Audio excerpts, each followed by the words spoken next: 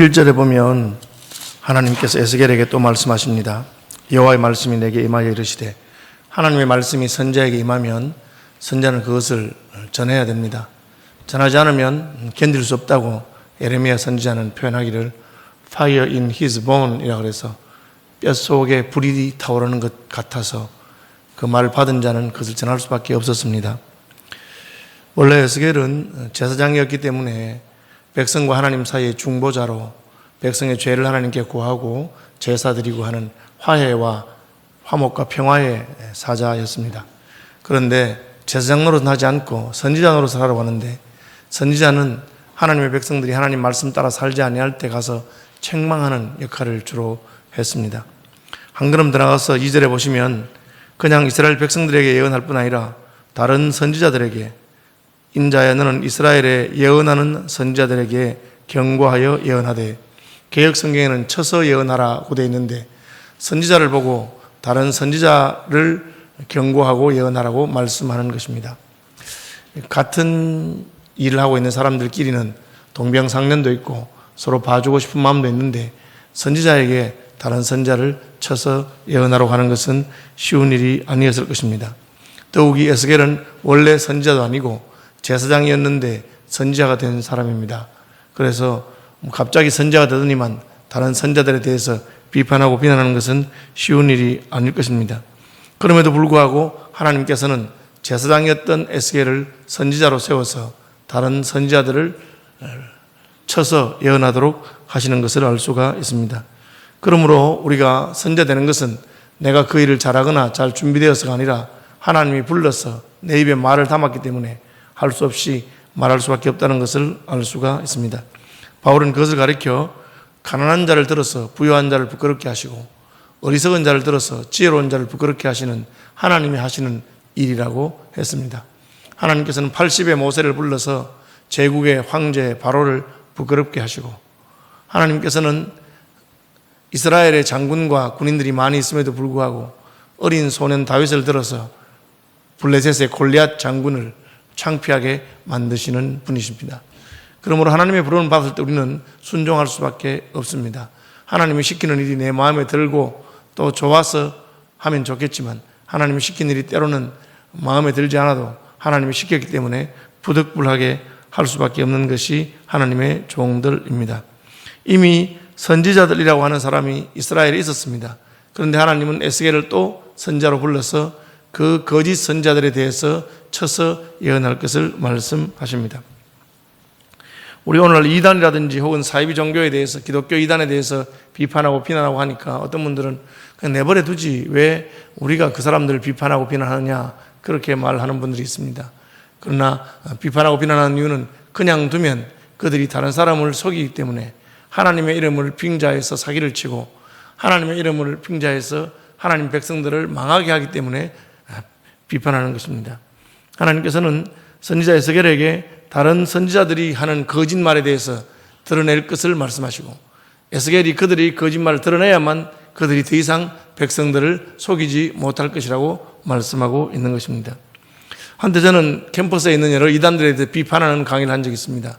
한 번은 대구에 있는 대구대학교에서 통일교에 대한 비판 강의를 하는데, 제가 통일교 비판을 공개적으로 강의한다는 말을 듣고 통일교에서 어깨들을 보내서 한번 박살을 내겠다, 뭐 집회를 망치겠다, 뭐 그런 말이 정보가 들어왔어요.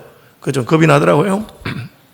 그러긴 하지만 겁난다고 해서 안 할 수는 없으니까 저도 우리 SFC 친구들한테 어깨들 다 불러 모아라, 체육과 애들하고 다 해서 한번 붙어보자, 그렇게 했는데 뭐 사실은 그런 일은 불상사는 일어나지 않고 그냥 강의는 잘 나게 됐습니다.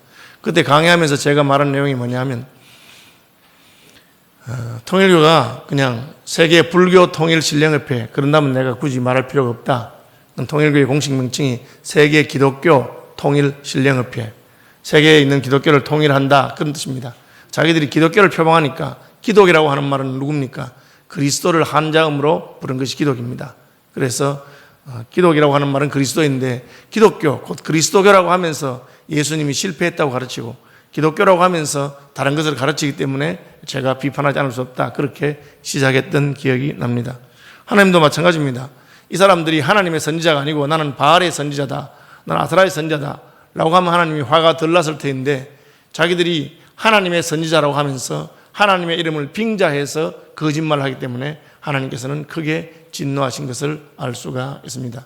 하나님이 왜 교회에 대해서 더 관심이 있고 교회에 대해서 더 하나님께서 꾸지람을 하십니까? 교회가 하나님의 이름으로 모이는 단체이기 때문에 그렇습니다. 예수님의 이름으로 모이고 예수교라 하고 그리스도의 이름으로 모이고 기독교라고 하면서 하나님께서 기뻐하는 것을 증거하지 아니하고 하나님이 하시지 않은 엉뚱한 말을 하고 하나님 뜻과 다르게 할 때 하나님께서는 그 단체에 대해서 혹은 그 선지자에 대해서 진노하시고 하나님께서는 에스겔을 보내서 그를 책망하라고 말씀하는 것입니다. 거짓 선지자들과 속고 있는 백성들을 경고하고 있습니다. 루터는 신부였습니다. 그러나 그는 교황청이 잘못된 것을 가르치기 때문에 비판하지 않을 수가 없었습니다. 그는 신부요 교수로서 교황청이 말하고 있는 몇 가지 잘못에 대해서 95개 조항을 적어서 그 비텐베르크 성당 겸 신학교 정문에 대자보를 붙인 것입니다. 크게 붙이지 않고 조그만하게 붙였는데 문제는 그때는 인쇄술이 발달해가지고 루터가 쓴 것을 보고 인쇄업자들이 그걸 찍어가지고 이제 전 유럽에 돌려버렸어요.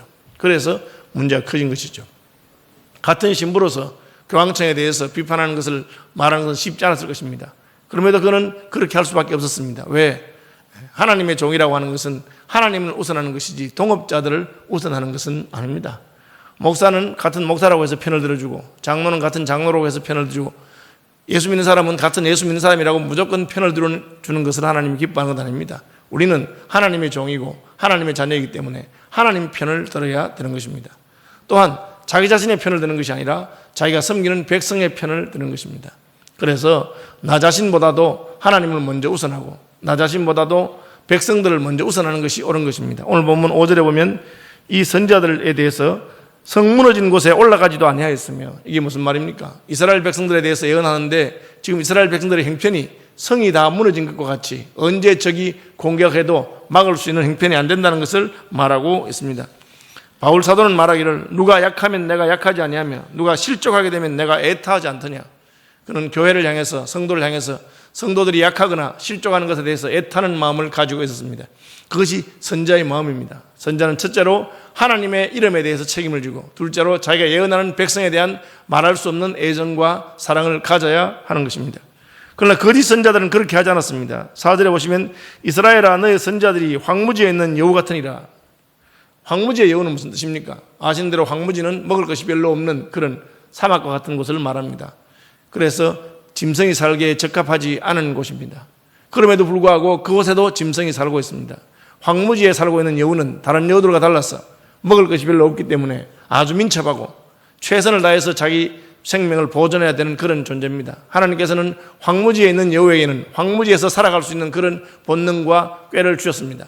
그러므로 황무지의 여우는 가능하면 몸을 덜 움직여서 자기의 에너지를 아끼고 먹이가 나타나면 한 번에 덮쳐서 먹어야만 되는 그런 것입니다. 그래서 숨어 있거나 혹은 자기 몸을 감추고 있다가 먹이게 되는 짐승이 나타나면 갑자기 덮쳐서 그 짐승을 잡아먹게 되는, 그래서 생존합니다. 다시 말하면 생존하는 본능이 아주 발달한 영악한 존재입니다. 다른 사람을 돌볼 형편의 여유가 없고 자기 자신이 먹고 살아야만 되는 존재가 황무지의 여우와 같은 존재입니다. 하나님은 에스겔을 통해서 거짓 선지자들이 마치 황무지에 있는 여우와 같은 존재들처럼 남을 생각하지 아니하고 자기 자신만 살기 위해서 누구든지 잡아먹는다, 그렇게 말하고 있습니다. 그는 성 무너진 데를 올라가서 살피면서 백성들이 형편이 어떤가를 살피는 마음이 전혀 없습니다. 첫째로는 하나님이 시키지 않은 말을 합니다. 하나님이 보내지 않았는데 자기가 선지자라고 거짓말합니다. 둘째로는 백성들을 사랑하는 것이 아니라 백성들을 덮치고 그들에게서 이익을 취하려고 하는 존재가 바로 거짓 선지자입니다. 그러므로 하나님께서는 선지자 에스겔에게 거짓 선지자들을 쳐서 예언하라고 말하고 있는 것입니다. 이름을 아무리 그럴듯하게 붙인다고 해서 하나님이 기뻐하는 것은 아닙니다.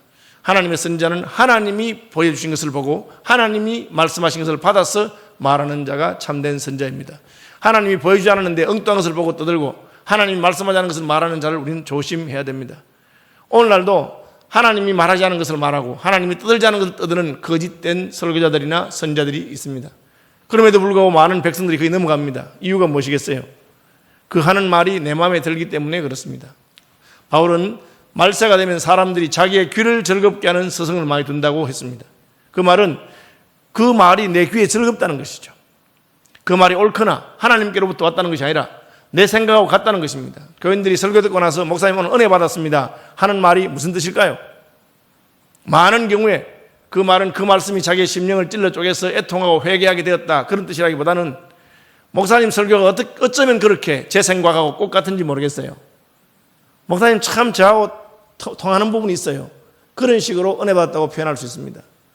여러분, 참된 하나님 말씀은 내 생각하고 같은 것이 아니라 내 마음을 너무 괴롭히기도 하고 거북하게 만들고 불편하게 만들 수 있습니다. 그럼에도 불구하고 하나님의 말씀이기 때문에 우리는 그 불편한 말씀에 직면하고 하나님의 경고를 받아들이는 것입니다.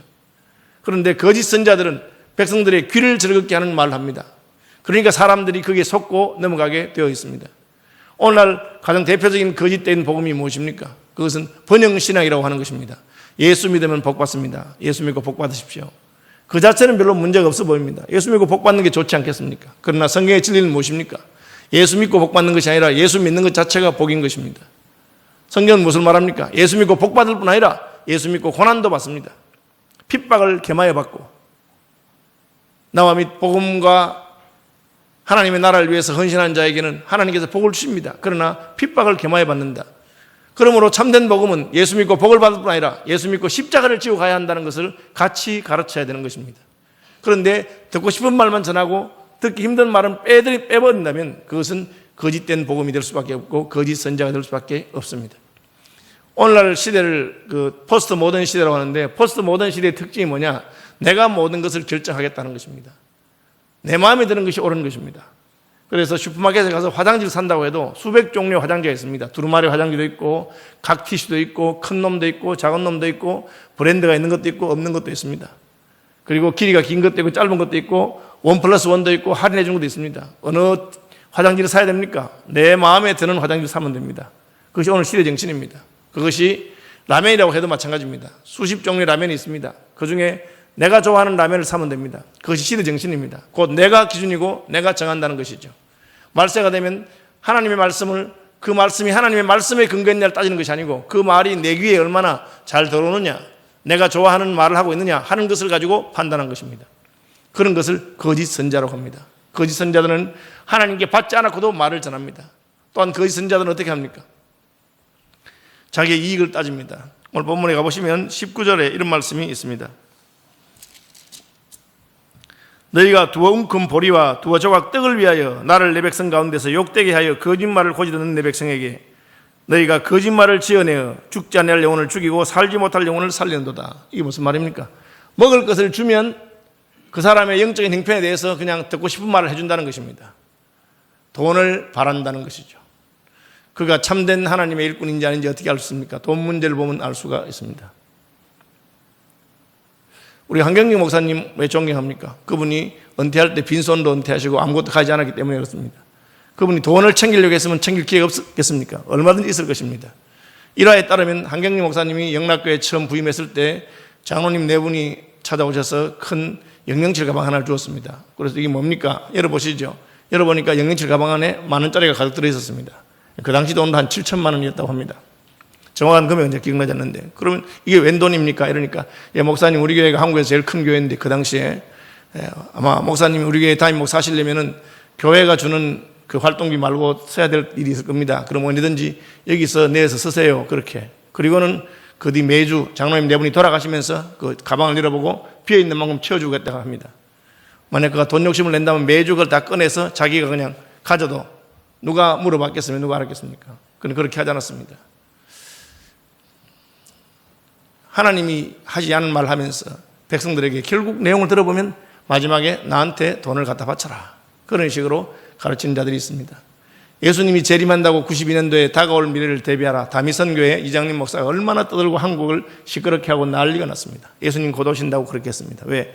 새로운 밀레니엄이 시작되기 전에 온다고 그렇게 7년 대환란 7년 빼고 나면 92년이다 뭐 그런 식으로 했습니다. 그리고는 어떻게 합니까? 거기 온 사람들에게 예수님 오시니까 재산도 필요 없고 모든 걸 갖다 바쳐라, 집도 팔고 다 팔고 그냥 갖다 바쳐라, 직장도 필요 없다, 퇴직해서 퇴직금 받아 바쳐라 그랬습니다. 그래 놓고는 어떻게 했습니까? 자기는 뒤로 그 돈 받아가지고 건물 사고 집 사고 그렇게 했습니다. 거짓말 하는 사람이죠. 거짓 선자의 특징이 무엇입니까? 재물 문제에 있어서 바르지 않고 자기의 이권을 챙기고 자기의 먹을 것을 챙기는 자입니다. 이렇게 말합니다. 은혜는 나한테 받고 헌금은 왜 자기 교회가 사느냐, 그런 식으로 말합니다. 거짓말장이들입니다. 반대로 가서 제가 감사하기도 하고 상담도 했고 은혜도 받았고 해서 좀 헌금하고 싶습니다 하는데, 예, 감사는 하나님께 하십시오. 저한테 하실 필요 없습니다. 다니시는 교회 가서 헌금하시죠. 그렇게 말하는 분이 있다면 그 사람은 진실된 사람이라고 저는 생각합니다. 꼭 우리 선교회나 꼭 우리 하고 싶다면 교회에 가셔서 목적 헌금을 하시면 되겠습니다. 그렇게 한다면 그 사람은 진실된 종이라고 할 수 있습니다. 거짓 선자들의 특징이 무엇입니까? 재물 문제에서 분명하지 않습니다. 교묘하게 말하지만 결국은 그 끝에 가보면 나한테 가져오너라, 그렇게 말하는 것입니다. OMF 선교회를 설립한 허드슨 테일러 목사님은 평생에 아무에게도 내가 돈을 달라고 말하지 않겠다. 나는 나의 모든 필요가 주님께로부터 공급되는 것을 믿기 때문에 오직 하나님께만 아뢰고, 하나님께서 그 사람의 마음을 감당해 주는 건 받지만 내가 사람에게 손을 벌리지 않겠다. 그렇게 해서 만든 선교회가 지금 150년이 넘고 160년이 되어가고 있습니다. 그래도 하나님께서는 그 단체의 필요를 일마다 때마다 알아서 채워주는 것을 우리는 경험할 수가 있습니다. 이처럼 거짓 선자들은 하나님께 듣지 아니하고 함부로 떠듭니다. 여러분, 하나님께 듣지 아니하고 떠드는 것에 대해서 하나님께서 왜 이렇게 진노하십니까? 오늘 본문 8절에 보시면 8절입니다. 너희가 허탄한 것을 말하며 거짓된 것을 보았은즉 내가 너희를 치리라, 주 여호와의 말씀이니라. 거짓된 것을 보았다고 하나님 왜 친다고 하십니까? 아니 우리가 좀 폭넓게 이렇게 알고 다른 사람은 뭘 가르치는지 듣는 게 좋지 않을까요? 거짓된 것을 보았다고 해서 하나님께서 심판하신다는 건 좀 과한 것 같은 생각이 듭니다. 그렇게 말하는데 하나님께서 그렇게 말씀하십니다. 이게 무슨 뜻입니까?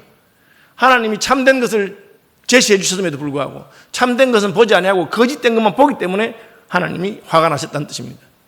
어떤 교인이 저한테 와서 목사님 큰일 났어요. 무슨 일인데? 있잖아요, 어느 집회에 갔더니만 안전벨가 일어났어요. 그러면 제 반응이 어떻겠습니까? 시큰둥합니다. 그러셨어요? 아니 목사님 제 말 못 알아들으셨어요? 안전벨이 일어났다고요? 그럼요, 일어났군요. 그런데요, 아니 목사님 제 말 못 알아듣는 것 같아. 집회에서 안전벨이 일어났다는데 제가 왜 시큰둥하겠어요? 이건 한 가지입니다. 성경에 보면 예수님이 안전벨을 일으키기도 하시고 심지어 죽은 지 나흘 된 나사로를 살렸습니다. 그분이 저한테 찾아와서 깜짝 놀라면서 목사님 제가 성경을 보니까요 예수님께서 죽은 지 나흘 된 나사로를 살리셨대요. 한 번도 그렇게 말한 적이 없습니다. 더 놀랍게는 바다가 갈라졌대요. 홍해라고 하는 바다가 갈라졌대요. 보리떡 5개를 가지고 5,000명이 먹었답니다. 하나님 말씀을 읽을 때는 그것이 사실인 것처럼, 진짜 하나님께서 놀라운 일을 행하신 것처럼 감동하고 감격하지는 아니하면서 어디서 엉뚱한 일이 생기면 그걸 가지고는 놀라고 감탄하고 감격하니까 하나님께서 마음이 상하시다는 것입니다. 우리가 하나님의 말씀에 하나님께서 직접 말씀하시고 성령의 영감으로 기록한 성경 말씀을 보면서 감동하고 놀라고 하지 아니하면서 어디 무슨 신기한 것이 있고 하니까 넘어가면 안 됩니다. 최근에 이재롱 목사라고 하는 사람이 구속이 되어서 징역 15년을 받았습니다. 자기들 주장에 따르면 교인이 8만인가 10만이가 된다고 합니다. 아니 도대체 그런 사건 갖고 거짓말장이고 사기를 치고 교인들을 성폭행하는 그런 목사에게 왜 그렇게 8만 명, 10만 명이 모였을까요? 그 사람이 기적을 행하기 때문에 그렇습니다. 병을 고치기 때문에 그렇습니다. 표적이 나타납니다. 거기에 많은 사람들이 미혹된 것입니다. 여러분, 그러나 표적을 행한다고 해서 참된 것은 아닙니다. 하나님께서 주지 않은 것을 떠드는 것은 다 거짓된 것입니다. 그런 걸 보면 사람들이 다 놀라고 야 신기하다 하고는 쫓아다니는 것입니다. 하나님은 그 쫓아다니는 걸 싫어하십니다. 너 왜 내가 보여주지 않은 것을 보려고 그렇게 하느냐? 엄난하게 표적을 구한다고 그렇게 말했어요. 하나님이 이미 보여주신 것에 대해서 감탄하고 감격하고 감사할 줄 모르면서 어디 가서 새로운 이상한 것이 있는지 표적이 있는지를 찾아다니는 것에 대해서 하나님은 싫어하고 그것을 거짓 선지자라 그렇게 말하고 있습니다. 그들의 특징이 무엇입니까? 백성을 속입니다. 어떻게 속입니까? 담이 무너지는데도 불구하고 담이 무너지는 것을 경고하여 피하게 하거나 담이 무너지지 않도록 담을 다시 견고하게 세우는 일을 하지 않고 담이 무너지면 그 금이 간 담에다가 회치를 합니다. 여러분, 지금 담이 균열이 생겨서 무너지려고 하고 있는데 거기다가 회치를 하면 어떻게 되겠어요? 금이 가려지겠죠. 그렇다고 해서 무너지는 것이 멈춰집니까? 시간이 지나면 한꺼번에 더 크게 무너지게 될 것입니다. 회치를 한다 그랬어요. 얼버무리는 것입니다. 평안이 없는데도 평안하다고 거짓말합니다. 평안하다. 그리고 회치를 합니다. 하나님께서는 그것을 싫어하시고 그것이 잘못된 것인 것을 분명히 밝히고 있습니다. 그러므로 회치하는 자들에게 이르기를 그것이 무너지리라. 하나님이 너 회치해도 무너진다. 그냥 무너지지 아니하고 담이 무너질 뿐 아니라 회치한 사람들도 다 무너질 때 다칠 것이고 다 죽게 될 것이고 다 심판을 받게 될 것이라고 말씀하고 있습니다. 우리가 왜 이런 데서 빠지지 않아야 됩니까? 하나님 말씀을 보고 진리에 굳게 서 있으면 빠지지 않을 수가 있습니다. 여러분 스스로 하나님의 말씀을 연구하고 묵상하고 깨닫는 분들이 되시길 바랍니다. 목사님이 하시는 거지 저희가 어떻게 혼자 성경 말씀을 연구하겠습니까? 여러분 차이가 있어요. 여러분 보고 여기 서서 설교하라고 말하는 게 아니에요. 여기서 설교하기 위해서는 여러분 목사가 되는 훈련을 받고 또 연습하고 시간이 많이 지나야 할 수 있어요. 그러나 설교는 안 하지만 설교하는 목사가 하는 말이 사실인지 아닌지를 분별할 수는 있어야 돼요. 그게 무슨 말인지 아시겠어요? 목사가 하는 말이 사실인지 아닌지 분별할 수 있어야 돼요. 설교자가 되라는 거 아니에요. 저는 그림을 좋아합니다. 그러나 제가 그림 못 그려요. 제가 그림을 잘 그리라는 걸 하고 그린 그림이 참 좋다고 싫다고 하는 건 다른 점이에요. 제가 피아노 연주를 하지 못한다고 해서 피아노 음악을 들으면서 저 피아노 소리가 좋은지 나쁜지를 분별할 수 없는 건 아닙니다. 하나님 백성들은 하나님 말씀을 분별할 수 있어야 됩니다. 그러기 위해서는 성령으로 영감된 하나님 말씀을 여러분들이 스스로 읽고 깨달아야 됩니다. 오늘날 얼마나 좋은 시대입니까? 성경을 얼마든지 어디서든지 읽을 수 있고 핸드폰 안에 들어가 있습니다. 그리고 수십 종류의 번역을 한꺼번에 볼 수 있습니다. 비교해서 볼 수 있어요. 원어를 잘 몰라도 여러 번역성을 비교해보면 여러분 마음에 깨닫는 바가 있습니다. 그럼 들으면 적어도 좀 이상하다. 우리 목사님이 설교가 뭔가 이상하다. 틀린 것이 아닌가. 그렇게 할 수 있습니다. 제가 서울시민교회 와서 10년이 됐는데도 제 설교에 듣고 나서 목사님 오늘 설교는 좀 이상해요. 그렇게 말하는 꼴을 제가 본 적이 없어요. 한두 번 있었는 것 같아요. 전에 계시던 홍승관 목사님이 제가 사무엘상 설교하는데 그 흠리와 비나스라고 하니까 나중에 와서 목사님 흠리가 아니고 홈리입니다. 자세히 보십시오. 그 점이 있습니다. 그렇게 말해서 제가 그래 흠리가 아니고 홈리인데 흠리라고 했는가 봐요. 그런데 우리 교인들 중에 아무도 목사님 그 흠리가 아니고 홈리입니다 하는 사람이 없어. 흠리든지 홈리든지 아무 상관없다. 그놈이지 이렇게 생각하고 있는 겁니다. 성경 말씀에 대해서 별로 관심이 없는 것 같아요. 여러분 하나님 말씀에 관심을 기울이고 여러분에게 말씀을 전가하는 사람들이 진리를 바로 전가하는지 잘못된 것을 전가하는지 여러분이 분별할 수 있어야 됩니다. 그렇지 않으면 어떻게 됩니까? 성 무너진 데도 관심이 없고 황야에 있는 황무지에 있는 여우와 같이 백성들의 생명을 빼앗고 양식을 위해서 거짓말하는 그런 자들의 거짓말에 넘어가게 되어 있는 것입니다. 왜 통일교나 예천교나 신천지나 그런 게 수만 명 심지어 수십만 명이 모여서 속아 넘어갑니까? 그들의 귀를 즐겁게 하고 그들을 미혹하는 말에 백성들이 하나님 말씀을 모르기 때문에 그냥 말하면 넘어가는 거예요. 사실인지 아닌지 전혀 분별력이 없는 것입니다. 그러나 하나님께서는 우리가 분별할 수 있도록 성경 말씀을 분명히 주셨어요. 그리고 이 말씀은 누구든지 읽으면 그 뜻이 무엇인지 알 수 있어요. 여러분이 설교할 수는 어려워도 설교하는 것을 듣고 저 말은 성경에 기록된 말씀과 뭔가 다르다 하는 것은 알 수가 있는 것입니다. 또 하나님께서는 성령을 우리에게 보내주셨어요. 진리의 성령이 오셨기 때문에 그 성령의 인도함을 받았어. 여러분이 설교를 들을 때, 말씀 묵상할 때 기도하면서 하나님 오늘도 하나님의 성령께서 내게 진리를 가르치시고 깨닫게 해 주십시오. 그럼 여러분이 말씀을 들을 때 성령께서 진리의 성령이 오셔서 너희를 모든 진리 가운데로 인도하신다고 그랬어요. 그래서 그 말이고 무슨 말 하는지 나는 전혀 관심이 없고 그러면 여러분 분별하지 못하게 되고 그러다가 미혹하는 자에게 넘어가게 되고 거짓 선자들이 말이 넘어갑니다. 그다음 하나님께서 왜 에스겔 선지자를 보내서 예언하게 할 때 퍼포먼스를 하게 하십니까? 에스겔 선지자를 보고 성 모양을 만들어라. 예루살렘 성읍 모양을 만들어라. 철판을 갖다가 둘러라. 너 거기 밧줄로 내 몸을 꽁꽁 묶고 누워있어라. 오른쪽으로 몇 달 누워있고 왼쪽으로 몇 년 누워있어라. 그렇게 시킵니까? 오늘 본문 19절 보시기 바랍니다. 17절입니다. 17절. 너 인자야 너의 백성 중에 자기 마음대로 예언하는 여자들에게 경고하 이르되 주 여호와의 말씀에 사람의 영혼을 사냥하려고 손목마다 부적을 꿰어매고 키 큰 자나 작은 자의 머리를 위하여 수건을 만드는 여자들에게. 이게 무슨 말입니까? 좀 어렵죠. 개역 성경에는 손목에 방석을 꿰어매고 그래요. 방석을. 그땐 더 어려웠어. 이게 무슨 말이야? 웬 여자들이 예언하는데 여자 예언자들이 손목에 방석을 막 꿰어매는 거예요. 주석을 찾아보면 이렇게 되어 있습니다. 방석은 우리가 앉는 데 쓰는 거잖아요. 아무리 불편한 자리라도 방석을 깔고 앉으면 편안합니다. 그래서 그것은 평안을 상징하는 것입니다. 방석을 손목에 껴 있으면서 우리가 어디로 가든지 우리는 방석을 들고 다니기 때문에 어디에 가도 앉으면 편안하다. 그렇게 하나님께서 우리에게 평안을 준다고 그 상징적으로 이 방석을 보여주셨다. 그래 방석을 손에 깨고 막 여자들이 그렇게 연합니다. 왜 여자들입니까? 감성적이죠. 그래서 아주 사람의 감성을 자극하는 퍼포먼스를 한다는 것입니다. 무슨 그 말씀의 내용이 옳고 그르고를 따지는 것이 아니고 이 방석을 보세요. 그렇게 저는 그 아주 그 감성적이고 순간적인 그 위트를 잘하는 사람들이 있더라고요. 그 이제 방송인 가운데서는 제가 보니 김재동 씨가 진짜 말 잘해요. 그죠? 지난번에 한번 무슨 자기가 뭐 집회하면서 비판하는 사람들이 자기를 보고 종북이라고 하니까 뭐 사실은 무슨 김재동 씨가 종북이겠습니까만은 종북이라 하니까 이 사람이 뭐하냐면 날 보고 종북이라는데 저는 경북입니다 이러더라고요. 경북 영천 출신이거든요. 그래서 제가 그 말 듣고 얼마나 웃었는지 몰라요. 진짜 말 잘하는구나. 그죠?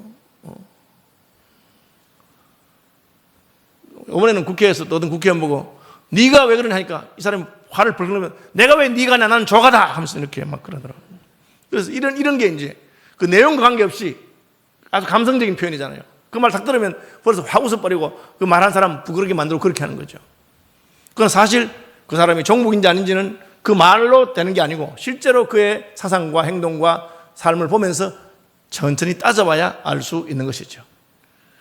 오늘날 하나님 말씀을 전한다고 하는 자들 중에 퍼포먼스를 잘하는 사람도 있어요. 방석을 손에 깨고 어디 가든지 하나님이 평안하다고 하셨습니다. 그렇게 말하고 머리에 수건을 묶어주면서 이 수건은 깃발입니다. 여호와의 깃발입니다. 바벨론이 쳐들어와도 여러분들은 승리할 것입니다. 그런 식으로 합니다. 그 말에 넘어가서 많은 사람들이 미혹되었다. 거짓 선지자들은 그 말의 내용을 분별해야 되는 것이지 그 얼마나 말을 그릇하게 하느냐 말을 잘하느냐를 가지고 분별해서 되는 것은 아닙니다. 때로 어떤 분들은 말씀은 재미있게는 못하지만 그러나 진리의 말씀을 그대로 전하는 분들이 있습니다. 그 말씀이 내게 속속 잘 안 들어오고 어려워도 진리의 말씀을 그대로 전하는 분들을 우리는 존중해야 됩니다. 하나님 말씀을 그대로 전파하는 것이기 때문에 그렇습니다. 그러나 시대는 어떤 시대입니까? 더 감성적이고 자극적이고 그런 말을 좋아합니다. TV에 나오는 많은 설교자들이나 말하는 사람들 가운데 참 그분들이 진실되고 하나님 말씀을 따라서 증거하는 자인가 여러분 분별하면서 들어야 돼요. 재밌다 재밌으면 됐지 그런 것도 아닙니다. 그래서 하나님께서는 그 거짓 선자도 저렇게 퍼포먼스를 하니까 에스겔아 너도 좀 해라. 너도 저 사람들 못지않게 하나님 말씀을 몸으로 전하면 좋겠다 해서 머리를 잘라라. 몸을 묶어라. 누워라. 뭘 만들어라. 그렇게 말씀하고 계시는 것입니다. 거짓 선자들의 행태를 하나님께서 이렇게 고발하시면서 우리가 왜 그러면 결론적으로 거짓 선자들에 넘어갑니까? 첫째는 우리가 하나님 말씀에 무지하기 때문에 그렇습니다. 말씀에 무지하면 아무 말이나 내 귀에 달콤하고 아무 말이나 내 마음에 들면 좋아하게 되어 있습니다. 그렇게 해서는 안 됩니다. 스스로 하나님 말씀을 연구하고 묵상하고 누구의 말을 듣든지 그 말을 분별할 수 있는 사람이 되어야 됩니다. 이단이 말하고 이상한 사람이 말해도 그냥 말 내용만 재밌으면 아멘 해서는 안 될 것입니다. 두 번째는 우리가 하나님의 뜻보다 이 땅의 부귀와 평안을 추구하기 때문에 속아 넘어가는 것입니다. 사기당한 사람들이 있죠. 왜 사기당한지 아십니까? 욕심에 이끌려서 사기당한 겁니다. 물건이 싸다고 하기 때문에 일확천금할 수 있기 때문에 그런 걸 안 바라는 사람들은 사기당하지 않습니다. 제가 그 영국에 있을 때 슈퍼마켓에서 충격받은 적이 있어요. 장 보러 갔는데 갑자기 타임세일 광고가 났어요. 타임세일 아시죠? 지금부터 30분 동안 바나나가 절반 값에 팝니다. 그래서 제가 이제 그 말이 영어인데 들리더라고. 야, 세일하는 걸 하고는 이제 바나나 사러 갔어요. 그럼 갈라 하다가 보니까 제 앞에 줄 서 있던 아줌마가 이게 그 카트에 바나나를 이만큼 사놓고는 못 들었는지 그냥 계산하러 가는 그 제가 아줌마한테 말해줬어요. 아줌마, 지금부터 30분 동안 타임 세일 한대요. 영어로 말했습니다, 제가. 그런데 이 아줌마가 저를 딱 쳐다보더니만은 쉬고 웃으면서 그냥 가요. 못 알아들었나? 아니에요. 자기는 그 가격 보고 샀기 때문에 지금 타임세일 하든지 말든지 나는 그 가격에 만족하고 난 산다는 거예요. 그런 사람들은 사기 절대 안 당합니다. 누가 사기 당하겠습니까? 고속도로 휴게소에서 좋은 물건 싸게 있다고 할 때 사기 당한 겁니다. 부동산 어디 있는데 이거 사면 금방 오른다 할 때 사기 당합니다. 왜? 욕심 때문에 사기 당한 것이죠. 왜 거짓 선자들이 넘어갑니까? 그들이 이 땅에서 당장 복을 받고 병이 낫고 잘 되고 그런 것을 약속하기 때문에 그렇습니다. 하나님께서 하실 수 있습니까? 하실 수 있습니다. 그러나 하나님께서 꼭 그렇게 하십니까? 꼭 그렇게 하시는 건 아닙니다. 때로 욥처럼 하나님께서는 이해할 수 없는 고난을 우리들의 삶에 주시기도 합니다. 세월이 지나서 욥은 그 고난을 통해서 자기가 정금과 같이 연단되었다는 것을 고백하게 되는 것입니다. 우리가 생각하는 것보다 하나님은 훨씬 지혜로우신 분입니다. 그런데 마치 하나님이 내 생각보다 못한 사람인 것처럼 그런 식으로 잘못된 복음, 그저 번영신학처럼 예수 믿으면 복 받아야 된다고 가르칠 때 우리 넘어가는 것입니다. 성경은 우리에게 무엇을 가르칩니까? 예수 믿어서 복 받죠. 그러나 예수 믿어서 십자가를 지고 가야 된다고도 같이 가르칩니다. 무릇 그리스도 예수 안에서 경건하게 살고자 하는 자는 핍박을 받을 것이라고 성경이 말하고 있습니다. 우리가 내가 듣고 싶은 것만 듣고 이 땅에서의 부귀영화에 욕심을 기울일 때 우리는 넘어갈 수밖에 없는 것입니다. 왜 또 넘어갑니까? 성령의 인도를 받지 않기 때문에 그렇습니다.